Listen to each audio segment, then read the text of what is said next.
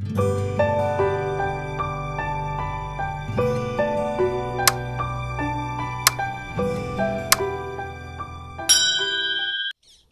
Episode में हमने इंसानों के बीच के श्रम संबंधों को जानना शुरू किया था और इस बार हमारी नजर होगी गुलाम मालिकों की अभद्र और विकृत संस्कृति पर।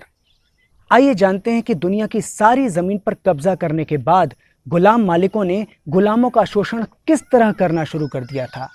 मान लीजिए किसी गुलाम मालिक के पास 1000 एकड़ खेती योग्य जमीन थी।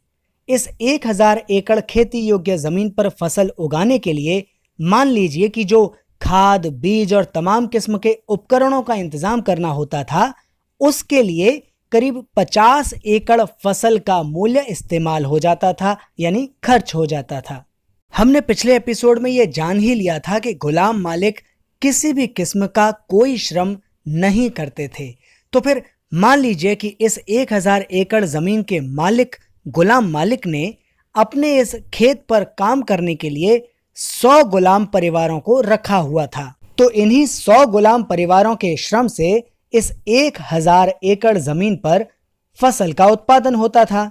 इस 1000 एकड़ में से क्योंकि 50 एकड़ फसल का मूल्य खर्च हो जाता था खाद, बीज और उपकरणों के इंतजाम में, इसलिए कायदे से इन 100 परिवारों का अधिकार बाकी के 950 एकड़ जमीन पर उगे हुए अन्न पर, उस पर उगी हुई फसल पर होना चाहिए था।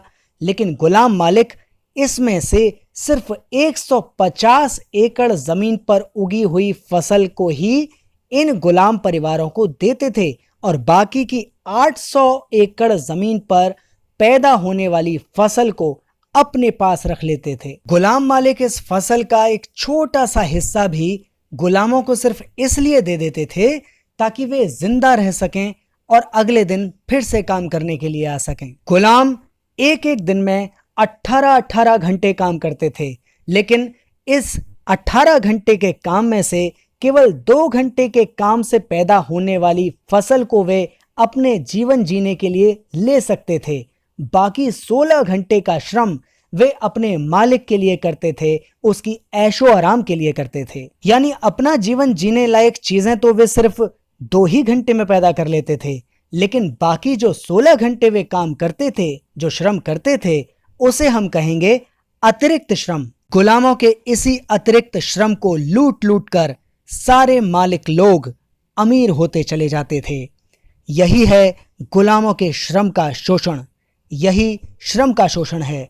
श्रम के शोषण की ये परंपरा हजारों साल पहले गुलामी के दौर में शुरू हुई थी। मालिकों के सभी परिवार श्रम के शोषण पर ही जिंदा रहते थे। गुलाम अपने श्रम पर जिंदा रहते थे, ना कि दूसरे के श्रम पर। वे दूसरे के श्रम का शोषण करके नहीं जीते थे।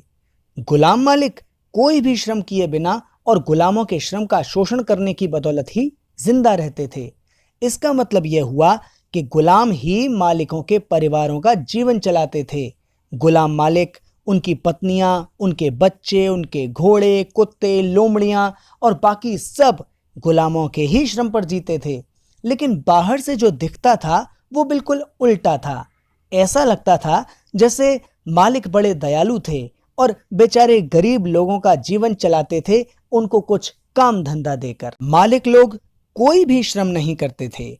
वे सारा दिन सिर्फ एक ही काम करते थे और वो था खाना। लेकिन पूरा दिन खाना खाते हुए और सोते हुए तो कोई कैसे बिता सकता है भला? तो जो लोग कोई भी काम न करते हों, उनका समय कैसे बीतता होगा? उनका समय शान और शौकत में बीत जाता था। मालिकों ने अपना समय बिताने के लिए बहुत सारे तरीके खोज निकाले थे। तरह तरह की अय्याशी, नशा, लत, जुआ, शिकार, कुत्तों की दौड़, सांडों की लड़ाइयाँ, घुड़दौड़, आवाराओं की तरह घुमक्कड़ी, एक दो नहीं, समय काटने के लिए उन्होंने बहुत सारे तरीके खोज निकाले थे। मालिक अपने खेल के तौर पर गुलामों को आपस में लड़वाते भी थे। गुलाम जब एक दूसरे पर तलवारों से वार करते, खून से लथपथ होते और मर जाते, तो गुलाम मालिकों के परिवारों के मर्द और औरतें बड़े खुश होकर दूसरे इंसानों की लड़ाइयों और पीड़ाओं को देखते थे। रहम, दया, करुणा या इंसानियत जैसी भावनाएं उन दिनों अस्तित्व में नहीं थीं। मालिकों के परिवारों की औरतें मनोरंजन के अलावा अपना पहनावा, गहने, जेवर वगैरह अक्सर बदलती रहती थीं।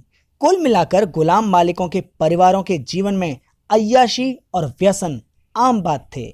इस तरह का जीवन उनकी संस्कृति ही बन गया था।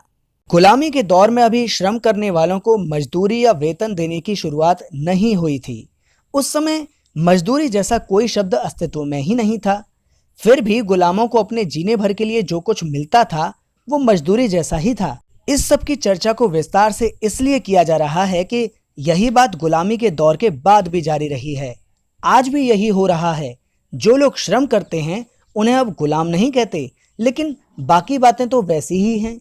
श्रम का शोषण चूंकि गुलामी के दौर में ही शुरू हुआ था, इसलिए अगर हम श्रम के शोषण को ठीक से समझ लें तो जो बाद के दौरों में होता रहा है उसे समझना आसान हो जाएगा।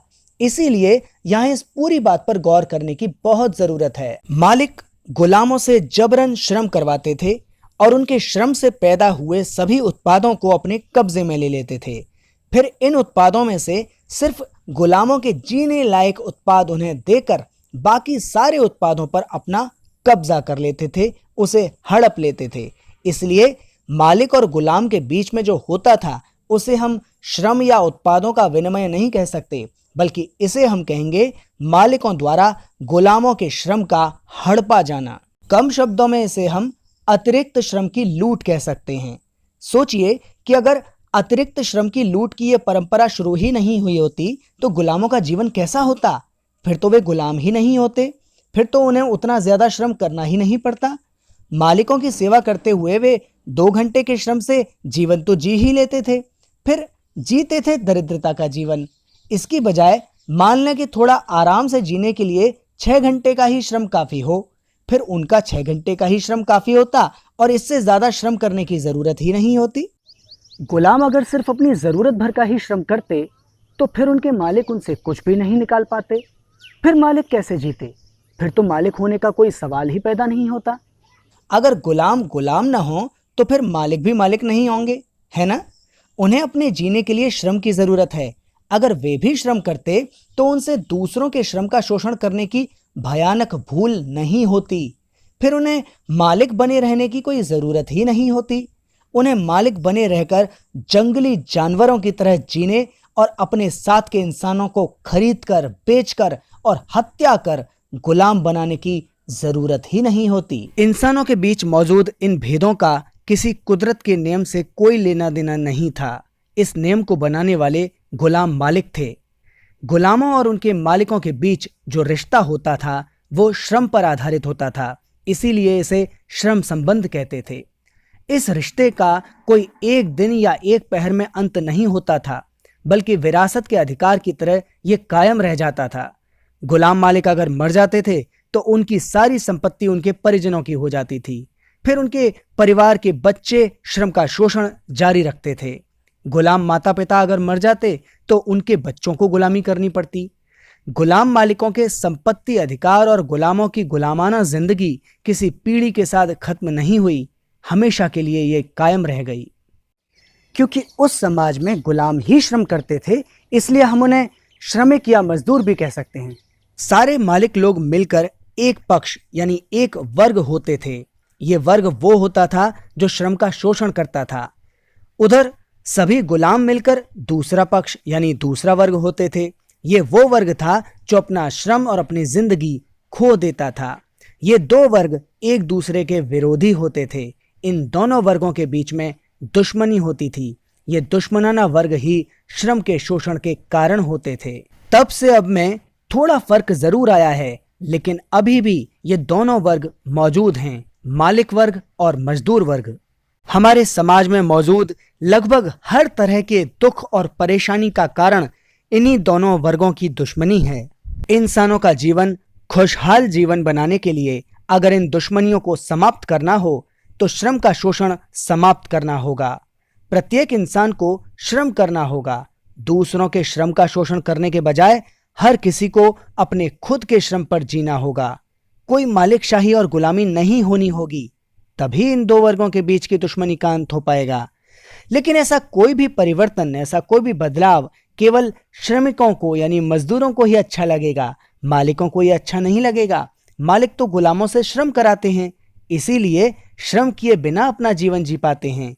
इसीलिए वे श्रम का शोषण जारी रखने की पूरी कोशिश करते हैं। गुलामों के श्रम के शोषण से मालिकों को जो उत्पाद मिलते थे, उन उत्पादों को वे दूसरे मालिकों को बेचकर पैसे हासिल करते थे।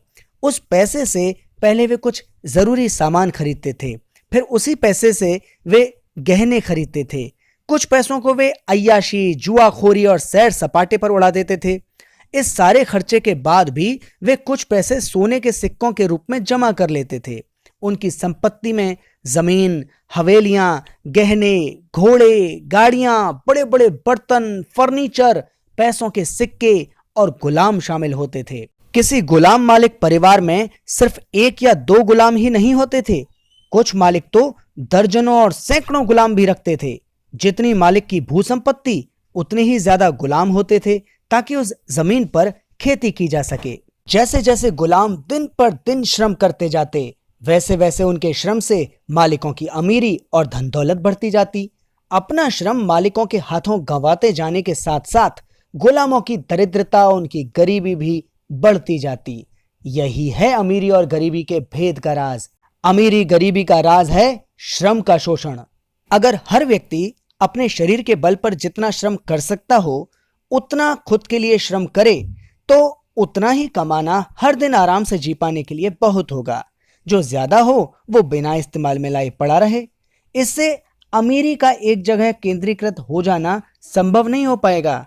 अमीरी और धन का संचय सिर्फ तब हो पाता है जब मालिक और श्रमिक वर्ग मौजूद हों। कोई मालिक अगर 10 श्रमिकों का शोषण करता हो, तो इससे हासिल होने वाला अतिरिक्त श्रम बहुत ज्यादा नहीं होता। श्रमिक अगर 100 हों, तो उनसे हासिल होने वाला अतिरिक्त श्रम थोड़ा ज्यादा होता है। अगर श्रमिक 1000 हों, तो अतिरिक्त श्रम और भी ज्यादा होता है। यानी जैसे जैसे श्रमिकों की संख्या बढ़ती जाती है, वैसे वैसे उनके अतिरिक्त श्रम की मात्रा भी बढ़ती जाती है, और यही अतिरिक्त श्रम बेशुमार संपत्ति में बदल जाता है।